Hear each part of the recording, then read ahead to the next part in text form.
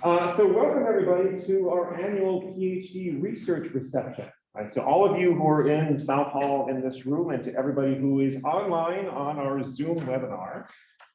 We're here to celebrate all of the work that the PhD students in our program have done over this past year. Now, for those of you who haven't gone through the exercise of being a PhD student, it is a path with a lot of ups and downs, both intellectually and emotionally. One view of a PhD is that it's meant to help expand that scope of knowledge that we all have, right? All 8 billion of us, right? To push the limits of what's knowable and how we go about knowing it. Now, in doing so, you encounter the thrill of being the first person to know something for the very first time, right? To be the first person to build something that no one has built before, to be the first person to offer a new critique or a new perspective that hasn't been raised in the past. Right, part of what you're doing in the course of this process is to also be socialized into a community that comes to value your work. These are all fantastic things. At the same time, though, you of course also suffer the turmoil and the doubt of putting your work out into the world for others to review and critique. Right? And to also experience the joys of critique and rejection that all of us who have gone through the same path have also experienced.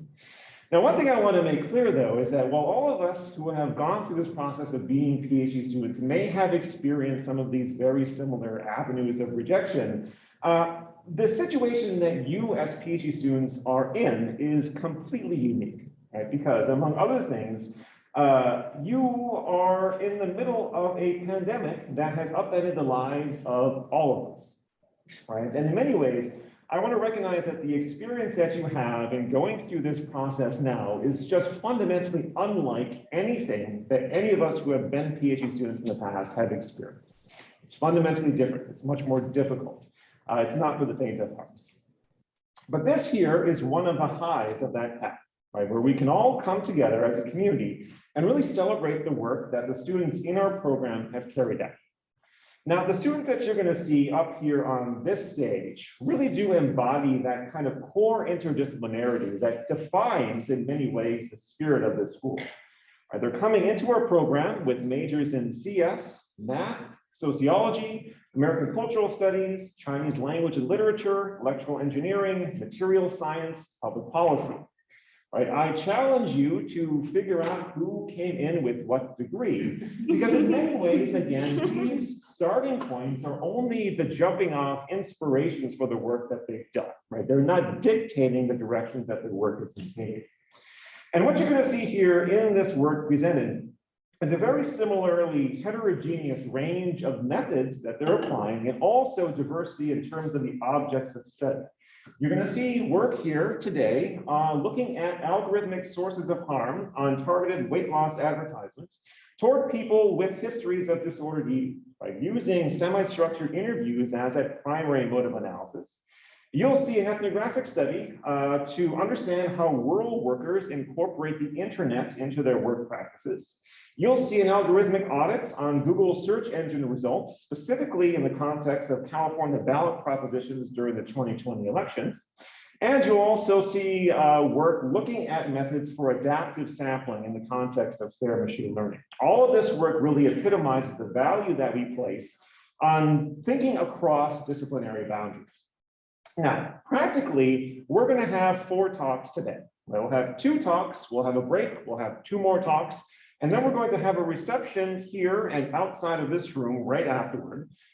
Each speaker is going to have 10 minutes to present and also 5 minutes for questions after that. I'll help moderate those questions, where we'll take questions in the room here and also allow those who are on the Zoom webinar to unmute themselves and ask questions as well. So if you're on Zoom and want to ask a question, what I would suggest is that you either just go ahead and put that question into the Q&A, or to just raise your hand and we'll call on you and allow you to unmute yourself and ask that question yourself of the speaker.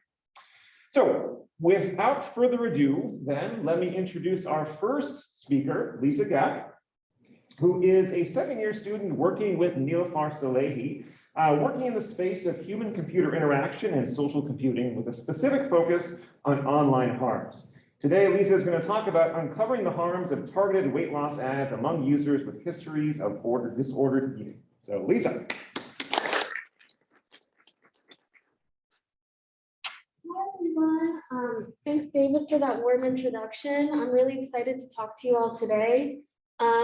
Just before we begin, a quick content warning for discussion of eating disorders in this presentation. So check out, leave the room, do whatever you need to do. But without further ado, let's begin. So I'll be presenting a research project that's been completed during my time at UC Berkeley. I worked on this project in collaboration with Shea Alojo, a second-year PhD student, also at the School of Information in our department, and our advisor, Dr. Nilafar Salehi. And I want to say that this work was started by generous funding from the Center for Technology, Society, and Policy, as well as the Algorithmic Fairness and Opacity Group. So today I'll be taking you through what got us motivated to start this question, what kind of questions we asked, how we set up our study, what we found, theoretical frameworks that we drew on, as well as some future directions that we're really excited about. So this project began when all three of us started noticing these kinds of weight loss ads on our feeds constantly. Didn't matter if it was Twitter or Instagram or Facebook, all three of us were just talking about how we were getting inundated with with ads like this, promising weight loss of our goals, exercise regimens that felt pretty excessive, and just these big grand promises that felt targeted to us based on dieting and weight loss. And I was getting pretty annoyed with just seeing ads like this. I felt pretty helpless. I felt like I couldn't stop them from coming, and they felt kind of inappropriate coming to me all the time. And it really got us wondering about the serious implications of ads like these. And while this content might be just like mildly annoying to most people, it can be seriously harmful to people with histories of disordered eating, excessive dieting, and body stigma. And of course, as we started investigating this, we realized that weight loss ads are part of a much longer history than we initially thought. And we wanted to understand that even if the content of the ads was similar, like the content of the online ads I just showed you versus the content of older print-based ads like these, why did the algorithmically delivered ones have the potential to be so much more harmful? And what's new about the ads that we were seeing is that they're delivered by personalized targeting algorithms. And this kind of personalization is highly effective, especially when ads are behaviorally targeted based on user data. But what happens when a user's data contains information about sensitive health conditions? What does that mean for the well-being and health of vulnerable people?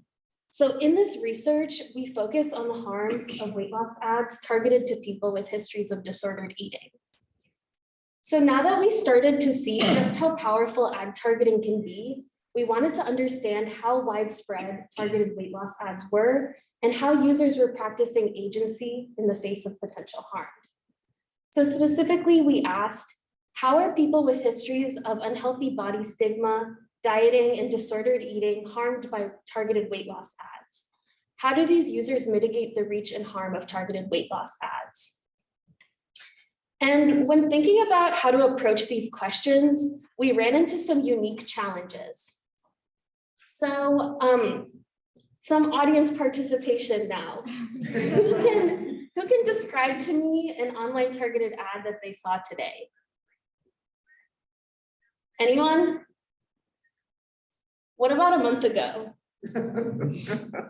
What about a year ago? Yeah, it's really, really hard. It's really hard to make sense of these seemingly small online interactions. They're so mundane, they happen every day, and it's really hard to reflect on them, which was such a huge challenge in understanding how to talk to people about the targeted ads that they saw. So in order to understand how people experience weight loss ads, we first needed to find people who saw this as a harm. And for these reasons, we chose to recruit people who had already identified harms in the online communities that they were a part of. And we looked to online communities where conversations about targeted weight loss ads were already happening. You might be wondering, what is intuitive eating? Intuitive eating is an eating philosophy associated with positive body image that provides a path to recovery from disordered eating. It's recommended by medical professionals like dietitians and nutrition therapists. And we considered this online community, since its members have already drawn attention to the harms of targeted weight loss ads and collectively share their reactions as well as their strategies for mitigation in the online community. And recruiting from communities where people have already discussed these daily harms helped us dive right into discussing the harms rather than having to walk participants through identifying the harms in the first place. So we recruited from an online community and we asked participants about their experiences. And in order to understand how users experience and resist this kind of potentially harmful advertising, we conducted 21 semi-structured interviews with adults with histories of disordered eating. In total, our interviews were about 45 minutes long. The first part was aimed at understanding people's experiences, and the second part was aimed at surfacing potential design solutions and strategies. And I'll go into more detail about each part. So to start off the interview, we asked our participants about the value of the intuitive eating community in their life. And then we asked them to describe a typical weight loss ad in detail. And we gave them a choice of talking about the two ads on the screen. And analyzing this example together of a weight loss ad gave participants a really concrete opportunity to describe how they anticipate, perceive, and react to these ads. And then we use this as a jumping off point to ask some broader questions about targeted advertising as a whole. And then in the second part of the interview, we were really interested in how people resisted targeted ads like these ones. And if we just asked people how they wanted to stop targeted ads, most people didn't really have anything to say, kind of like the activity we did before. So to overcome this, we presented 6 storyboard comics where each comic sketches out a common strategy for resisting distressing ads. Then we asked participants to identify which strategies they had taken and what felt most effective. And this acted as a probe for brainstorming routes for resistance, since participants were able to compare and contrast the different strategies and eventually build on them in our discussion. And through this activity, participants came up with a lot of creative solutions that went beyond the storyboards themselves, but they were only able to get there using the storyboards. So now that I've told you how we set up our study, I want to share a little bit about what we found. So through these interviews, we identified 3 distinct sources of harm in algorithmically delivered advertisements. We also were able to summarize how participants made sense of ads. Additionally, we were able to explore how they resisted and practiced agency. So firstly, participants believed that because they had searched for content related to disordered eating, they were prime targets for weight loss ads. And because their personal data doesn't really go away, participants thought that they were getting ads because they searched for disordered eating content in the past. And a past interest like diets or excessive exercise was brought up as a triggering reminder of their past disordered eating issues. For instance, one participant started pursuing weight loss in elementary school and eventually developed an eating disorder in high school. She felt that weight loss ads were really successful in engaging her because they targeted her vulnerabilities through data that she produced over a decade ago.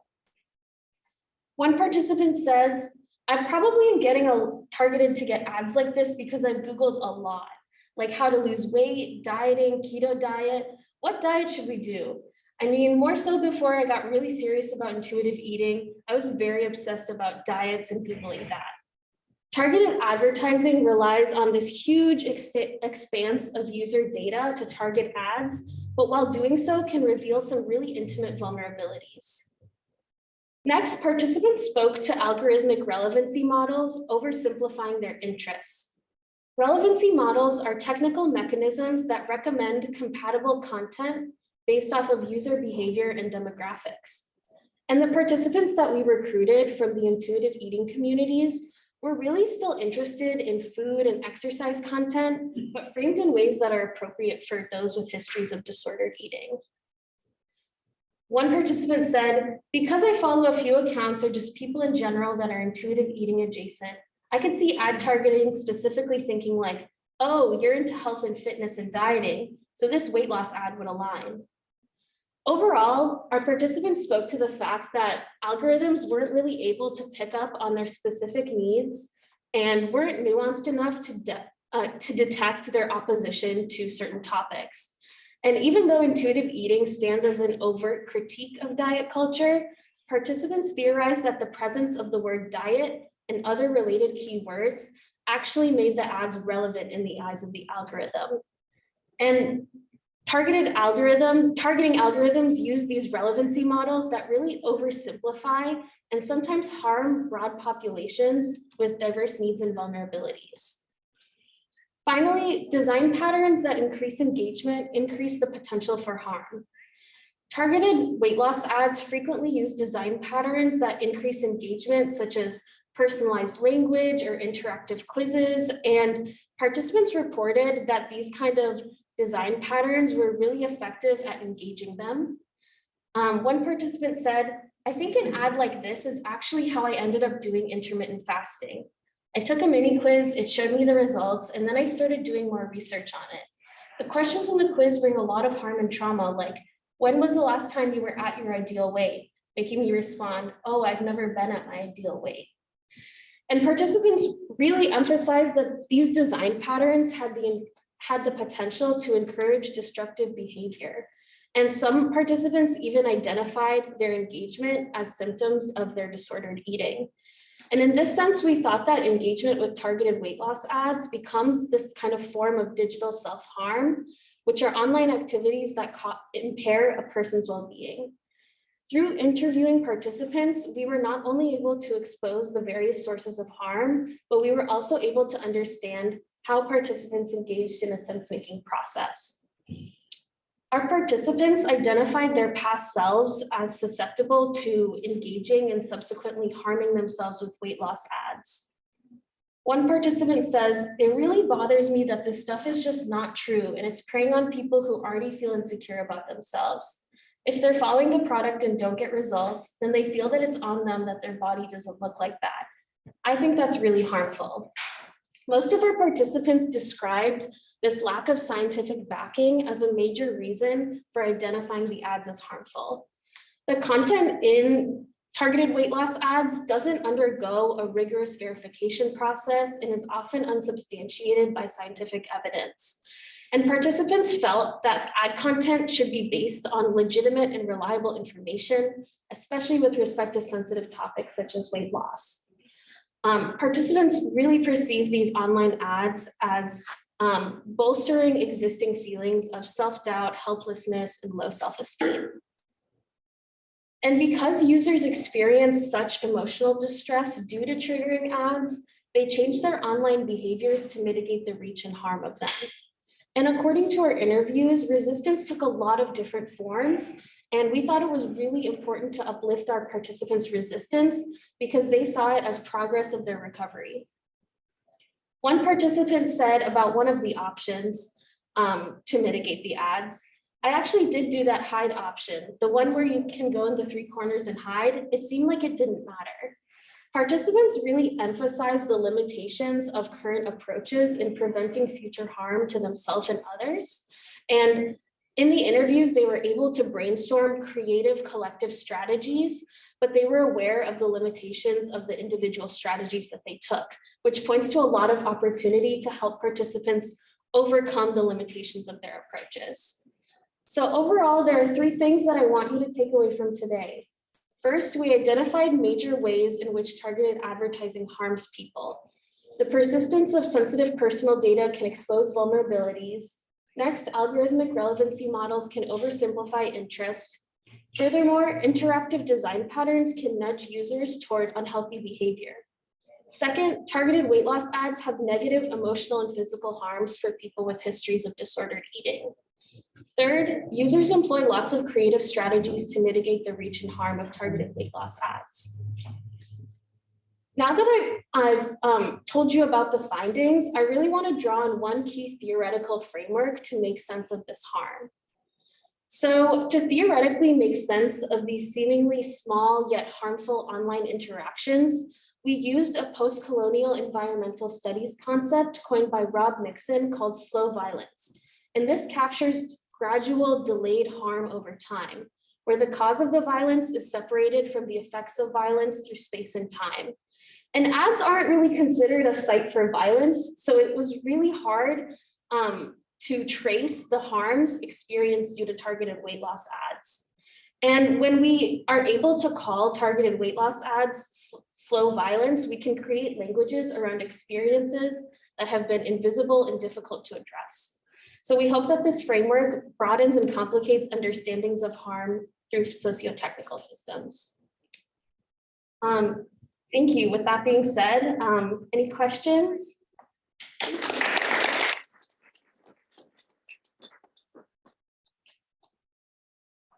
Yes. I think that was a really great presentation, and really a model of giving a presentation. So thank you for that. And one thing that I think you could actually stress more is how pervasive this problem is. I mean, I think probably every woman we know, right, has dealt with these kind of issues, and it's spreading to men too. I mean, the sort of the body image issue. So there's a bigger societal context that I would have. I think you could have stated it would have seemed like it was bigger than just 21 people you talked to. I would encourage you to just add that context. Yeah, thank you so much. Yeah, that's something that our participants spoke to, is that they felt like certain demographics were more susceptible and vulnerable to others, but we particularly had a few participants, and we quote them in our paper, that like they were like, this specifically is starting to affect men too, but also those ads are framed in different ways that are more focused on like exercise or bodybuilding, and they kind of have a different tone to them. But still can be quite. Absolutely. Okay, yeah, really nicely presented. I have a related similar question, I think, but it's broadening it slightly a different way, which is, in some sense, how is this different from just the advertising period? In that that's kind of been the role of US advertising since it was invented. If you watch Mad Men, right? Making a desire for something when it wasn't there. So apparently, deodorant was something, a problem that was invented.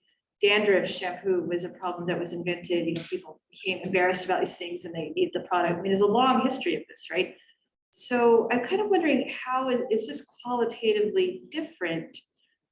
Or is it really more of the same? And in some sense, it seemed to me your framing was some targeted advertising is fine, isn't harmful in some sense, but this especially is. So I kind of wanted to understand more, like, what's the spectrum of, I mean, it's the job of advertising to make people want something they don't necessarily need. So what's new here in some sense, right? Yeah, I think this is a great question. And I think this opened a lot of questions for me, like similarly, like, how is this unique, or is it unique? And I think the answer comes down to our particular interest in advertising that uses sensitive health data to target ads.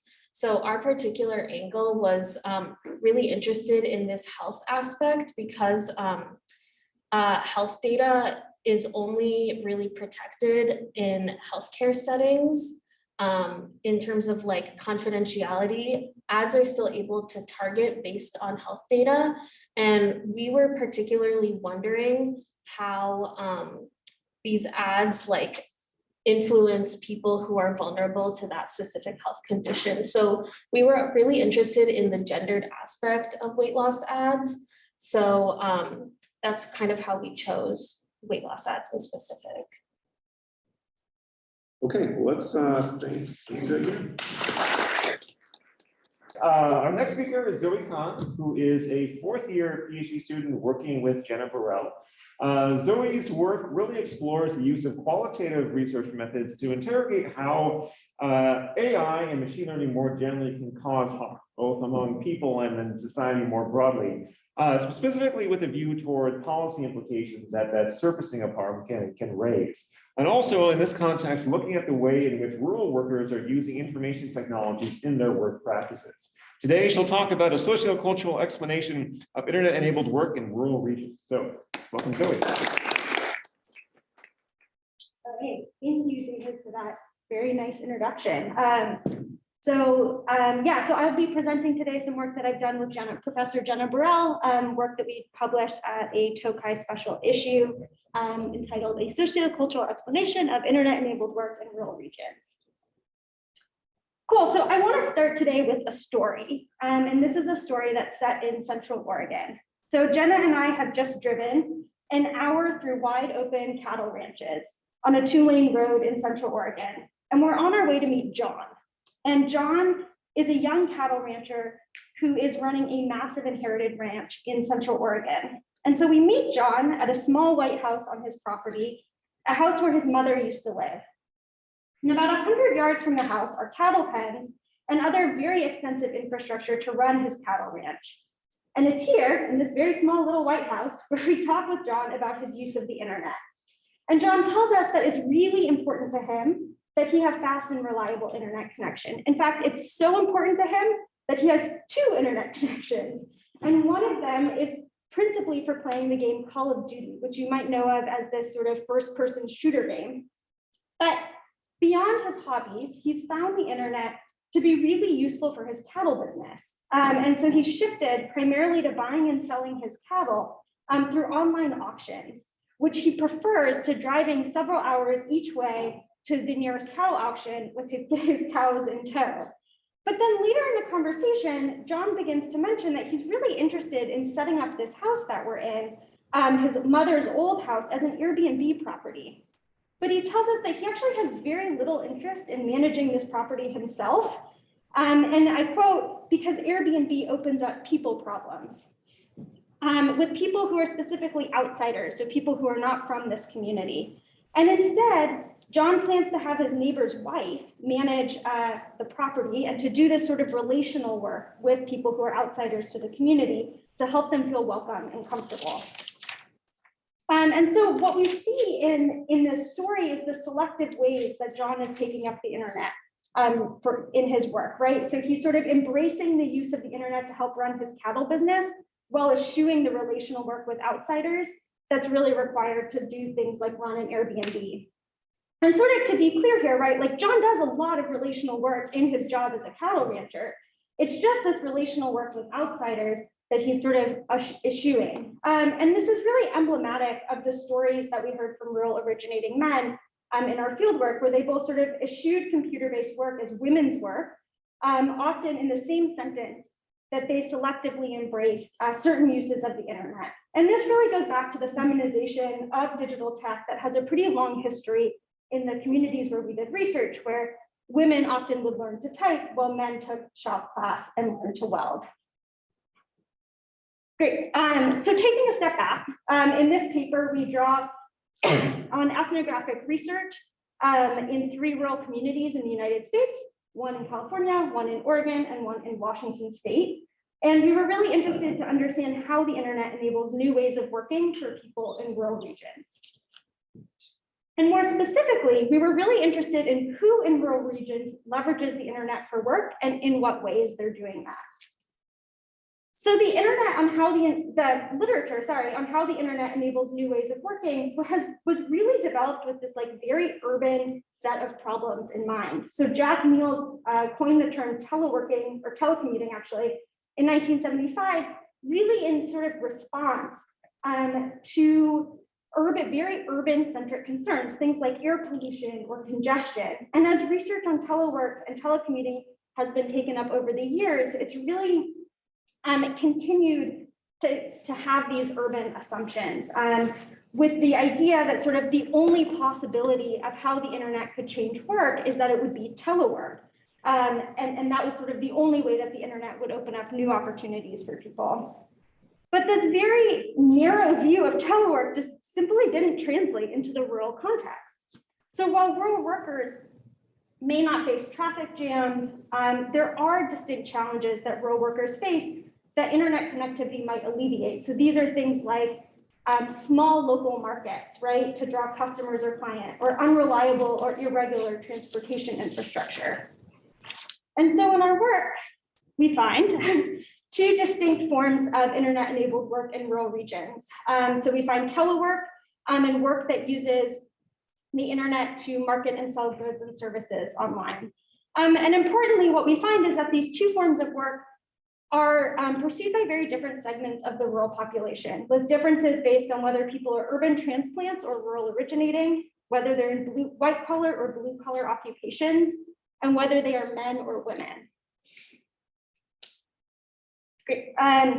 So telework is white collar knowledge work. It's often sedentary, disembodied mind work. And what we find is that it's often carried out by urban transplants. So people who moved to rural areas from urban ones. And if we focus on telework alone, we would have a really narrow understanding of how the internet is enabling new ways of working in rural communities.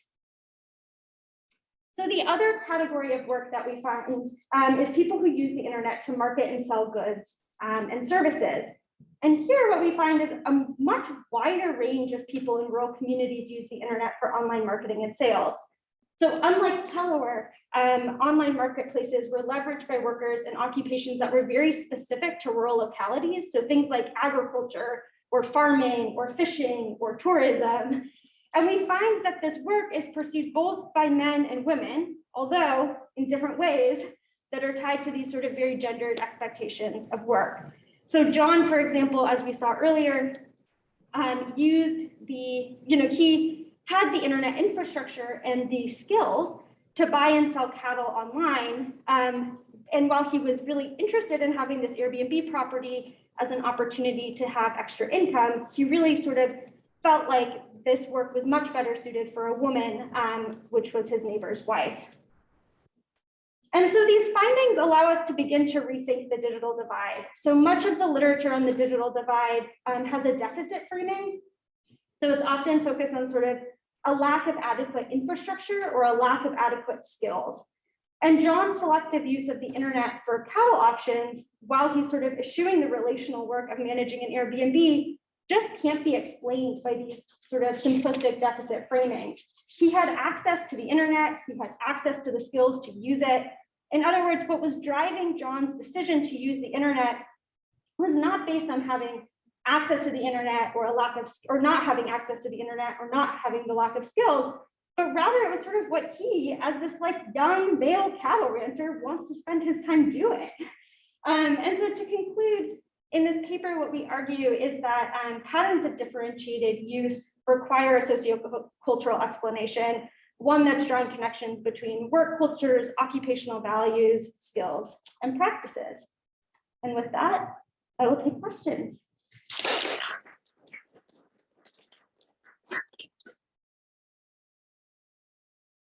Yeah. Really interesting work. But the thing that I'm curious about, and maybe you were just looking at work, but you said that John spent all this time gaming. Yeah. So, I mean, that didn't come into your analysis at all. And I'm curious about how pervasive it was and why it didn't come into that account. That's a good question. So when I was doing this research too is part of like a much larger project that Jenna is working on, sort of about internet connectivity in rural areas and like internet infrastructure. And the part that I was particularly interested in was this piece on telework.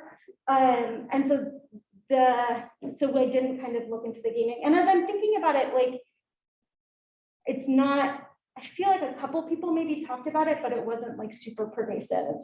Yeah, but it's super interesting. Yeah. Sure. Is there anybody who's online? If you want to ask questions, feel free to raise your hand or put them in the chat and we'll call on you to unmute yourselves. Pardon? I'm familiar with the third category, which is creative work in rural communities, like people out in Colorado creating digital art. Did you not see any of that in your research? Creative art. So two of the three communities that we were doing research in. So we did research right in Northern California, in Central Oregon, and in the Metro Valley in Washington. And two of those communities in Mendocino County and then the Metro Valley in Washington are sort of what are known as these like like they're sort of places where like wealthy people from the city move. And so there is like a lot of art and sort of this emphasis on like creativity.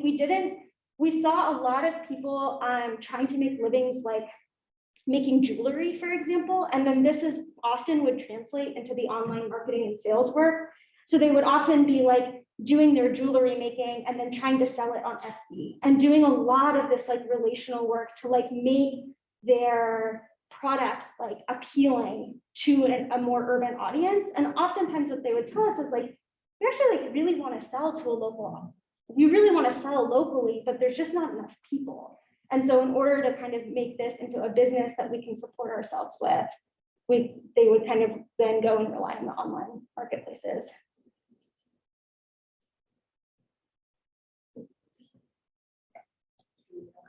Yeah, there's a big push right now to expand broadband access. Yeah. And I'm curious where you kind of think the deficit model meets infrastructure issues Yeah. that you saw.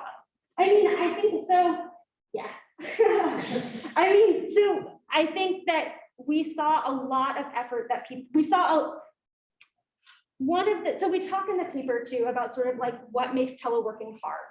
And one of the things that makes teleworking hard is the kind of real challenge of getting access to reliable and fast internet access. So like we interviewed teleworkers, I interviewed someone, then this was like pre-pandemic too, right? So like telework was different then, or like norms were different then. But she was describing like going to the library parking lot, right? And like sitting and like using her computer to get access to the internet. So to your question, Emma, like I think we need internet access across the country in like pretty significant ways. Yeah, it's still an issue. And yeah, anyways, I'll stop there.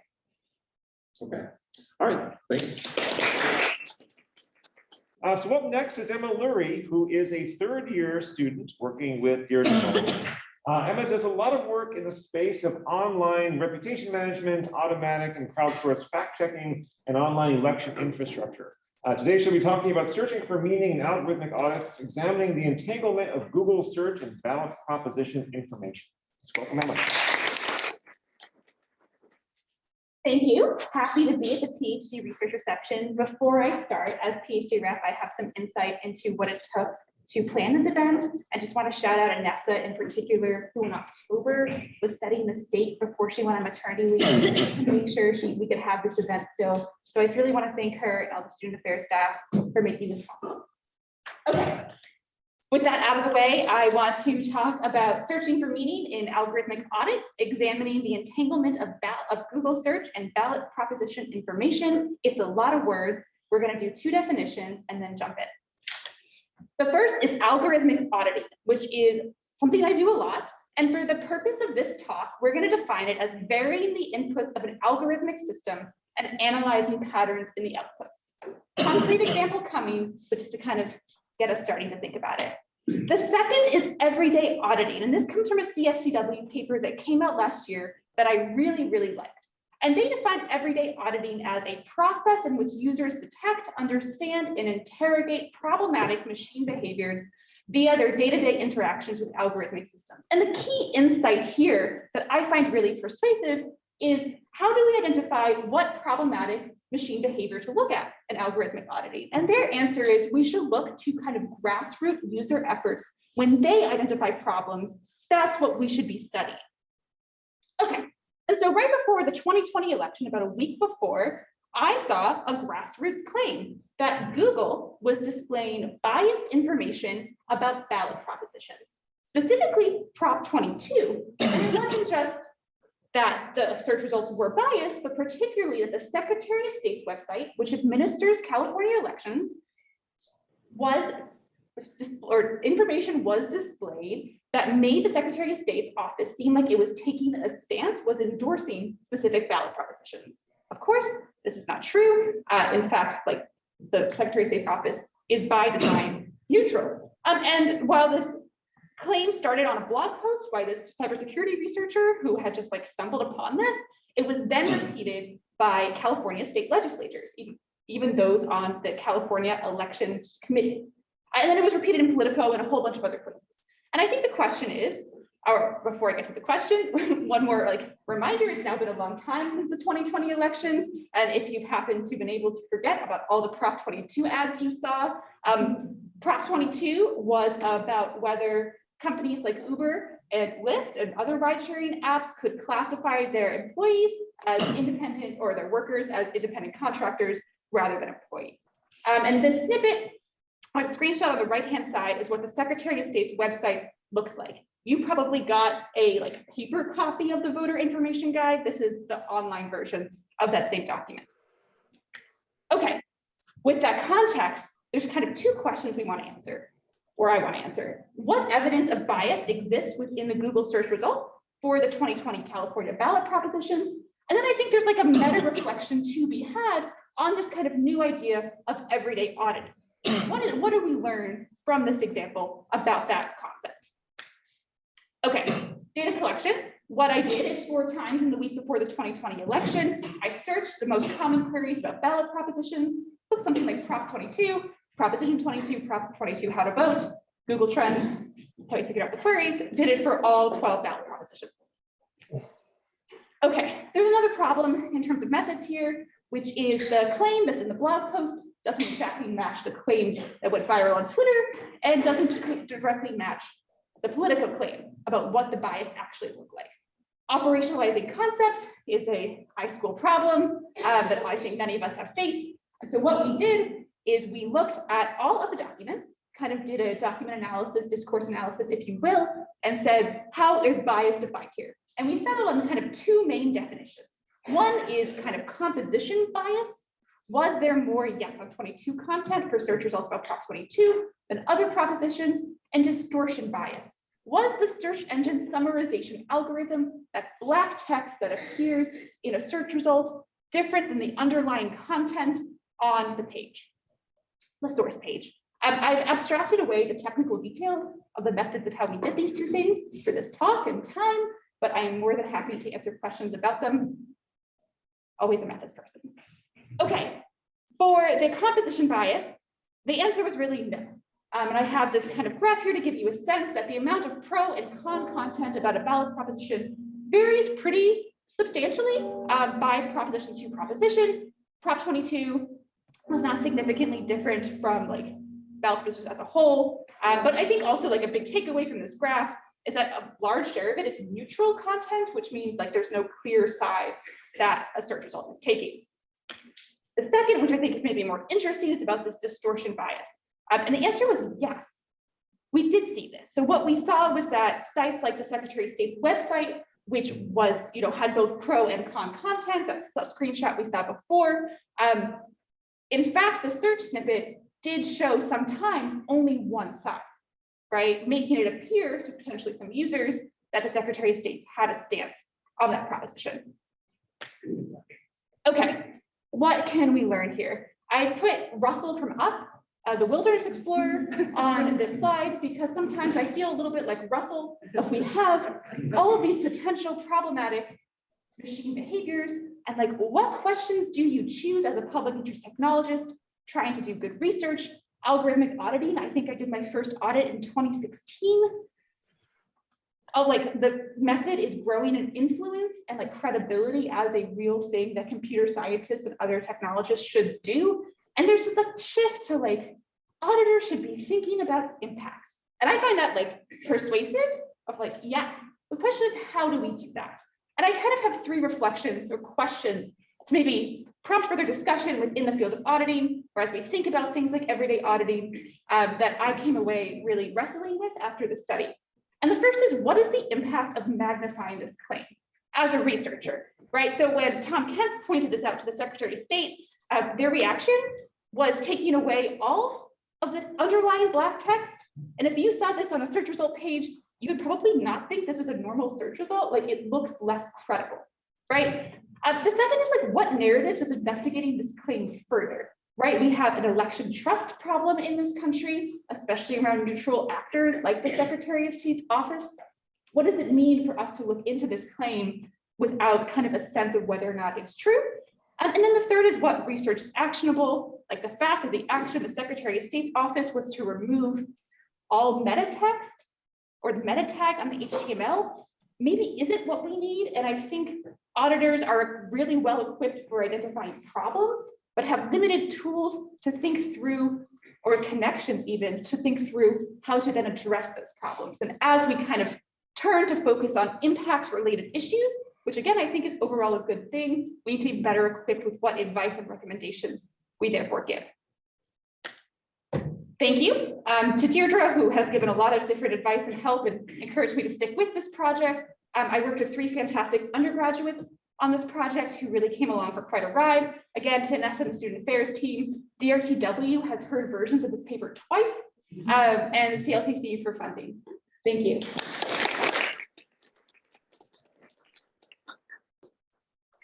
Since there are companies that specialize in affecting the results of search engines, I'm wondering, are these studies tending to blame Google, or are they tending to blame these companies that affect Google? Or what is the, what is the Yeah, here? I think search engine optimization companies, which I think is part of what we're talking about, are an important part of this landscape. In this case, it wasn't that the Secretary of State's office was being pushed down by like less credible sites. It was that the summarization algorithm that Google uses, summarization is a really hard technical problem. And Google's basically like, sometimes we get it right, sometimes we get it wrong, and like we're trying our best. But I think there's a lack of awareness of context, of like some queries may be more important than other to make sure we're getting right. And context is a really hard problem too. But to me, this isn't about SEOs, this particular question, though I think there's a lot of other really interesting problems in research in that space. Yeah, Justin. Kind of taking a subdivision from that particular question, I'm curious about the sort of policy-based, or I guess the kinds of implemented response when they are challenged by something that comes from an auditor or after we do the same. And then they simply, take a non-algorithmic approach, so like they do not retool the algorithm, but rather just suppress or remove content. Is there, there's a part of learning here, some agency to sort of keep the problem facing the right domain, for lack of a better term? Yeah, no, it's a great question. And I'm hoping like part A of the dissertation is about the like manual features that Google creates on top of search, right? Like instead of fixing the algorithm or the underlying system, they're like, here's a special box about elections, which may not be a bad answer, but it is a very particular answer, and like what values and choices are embedded in those new features, I think are worth investigation. So I think this work is fantastic. So a couple of years ago, there was an NLP challenge on fake news detection that was framed as trying to predict whether a headline and the body of the article agree or disagree. And to me at the time, it made no sense at all how this has anything to do with fake news. It's more about the agreement between these two different things, if they're the same or not. I can understand in your context how this makes perfect sense as a way of analyzing exactly this when you're trying to get at that difference between the snippet and the actual body of the text. I think it's a fantastic and brilliant idea to do it that way. So I'm curious though, like, what is the cause of a snippet ending up to be at odds with the body of the entire article? How does that happen? Yeah, it's a great question, and many of ours were spent trying to figure that out, right? And I don't have a rigorous way of like researching that. So what it involves is a lot of like manual looking at HTML pages and being like, where is this coming from, right? Like if you've ever done any HTML or web design, you know that there's like meta tags and metadata embedded in HTML pages in a very particular way. And Google has like standards for web developers to properly make websites legible to them, or properly maybe should be removed. And in this case, the header data, like it looked right. So that wasn't the problem. So whether it's incentives for engagement, that more people click on content that appears to be taking a side. Dana Griffin and I have been doing this whole set of work around how Google responds to complaints from users. And something that has come in as we've been studying that is that sometimes Google itself doesn't know, right? These algorithms and models are so complex and multifaceted that I think I have a couple like guesses and estimates. But I should also just surface that the Who et al. Paper that we kind of extend our method from, they found a similar thing in terms of political partisanship being exacerbated by the Google summarization algorithm. So I think it's interesting that even without the same cues that exist for ballot propositions that do for political partisanship, we still see the same phenomena. Jisoo, yeah. Okay, so you mentioned a little bit that Google's immediate ad hoc response to the issue was to take out the summary. Did I get that right? So it was the Secretary of State's office that did that. The SOS, they took out the summary that Google would then catch. Yeah. Okay. They basically put into their HTML page, do not put a search snippet on our page, kind of override tag. Okay. I wanted to get your impressions on what effect that might have had. Like, just on your own opinion, Yeah. was that effective in mitigating the issue at that moment in time? Given that it's such a short amount of time that, right before the election. I think, yeah, no, it's a great question. And I think something I didn't say that was in notes somewhere is that I'm not sure how many people would have even noticed that this snippet takes a stance in terms of user information seeking problems. And I think that's part of what claims we investigate. User studies are, again, necessary, I think, to really understand the effect on users of this versus that in terms of evaluating credibility. I think kind of as canonical studies of search engines and trust in search engines would say that things that look this different would likely be viewed as less credible. The actual I clicked, not clicked decision and impact, I don't know how to measure that, or I haven't measured that. Yeah. Yeah, following up on that, if you show the original again, I think it's quite a claim to say this is misleading, because I don't think it is. If you are an educated California voter, you know the format of these things where they have a pro and then they have a con, and there's an ellipses there. So it actually, to me, is not actually misleading. It's the first part of a longer thing. And if you cut it down more, you wouldn't see as much what it's about. So there's a lot of choices that go into making a summary. So I'm and there's also arguments and rebuttals and all those other links that show how to see the rest. So it's clearly a summary, and we know these things are summaries if you use search results. So I'm kind of wondering, why is the stance really that it is biased, misleading, or any of these other terms? Yeah, it's a great question. I think there's kind of two parts to the response. You mentioned that educated California voters know. And I think that's quite the caveat, right? Of for ballot propositions, in particular, compared to US presidential elections, Californians know very little. And political science tells us very, very little. And if you're making kind of snap decisions, I think it could potentially be a problem. But to the second kind of response is, I think that's what I'm trying to say with this first question. I'm not sure people would have noticed if a California legislator, Politico, hadn't written about it, right? And so what's the effect of us magnifying that kind of claim, and what narratives does that further? I think it's important for us as auditors to be thinking about when we're grappling with problem selection. Yeah, I think I'm really glad that you framed it that way, because I kind of find that it's very easy to say, oh, this is a problem. How dare the search engine do this terrible thing, when it's incredibly complicated to make these snippets and people aren't proposing solutions. So I like that you're framing that other way. I would also say that adding these rules on top of the results is part of the algorithm. So the whole thing is the algorithm, right? It's very complicated. So I think understanding what is meant by the algorithm, when we use that term, it needs to be, I think, more carefully used as well, because producing these summaries is just incredibly complicated. And so I think sometimes people ascribe something nefarious when it's really just, there's a lot of ways something could turn out, and it's only when someone looks at it with great care do you see the underlying issues. Thank you. Okay, let's take it.